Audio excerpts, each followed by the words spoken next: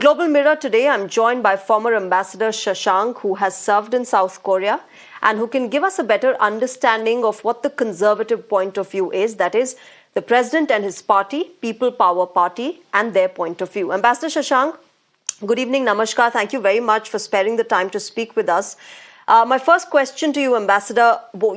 your first thoughts on what has been going on in South Korea, the kind of chaos that we saw. The martial law was ordered, then it was withdrawn. There are, of course, domestic challenges also that the Conservative Party, the People's Power Party faces.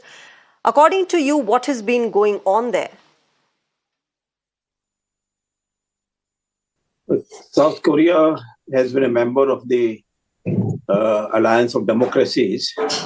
and therefore it was quite a surprise that martial law was imposed in South Korea as a decision of the president, who is a representative, who is the leader of the Conservative Party.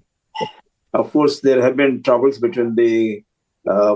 president, who is running a minority government, and the majority in the parliament is of the Democratic Party, which is more for both pro-democracy as well as for promoting relations in some ways with North Korea, and not going too much on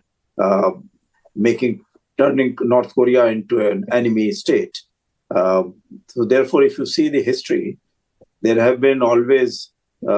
proponents of the sunshine policy from the Democratic Party side, whereas the conservatives always feel that there is a competition one way or the other between North Korea and South Korea has to win the economic prosperity war, because they have the other idea also that they should become one of the most advanced economically and technically countries in Asia. So therefore, that competition is with Japan on one side, and also with the other Asian countries which have been developing their economies rapidly. So therefore, there are these various trends, that is, conservative trends to promote economy of the country, not allow any kind of confusion within the society, and there is a kind of trend that this is a Confucianist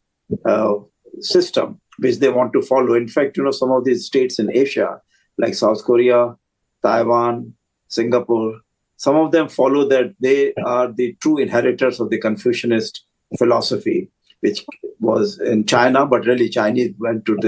the communist system. So therefore, they have to keep up this system going of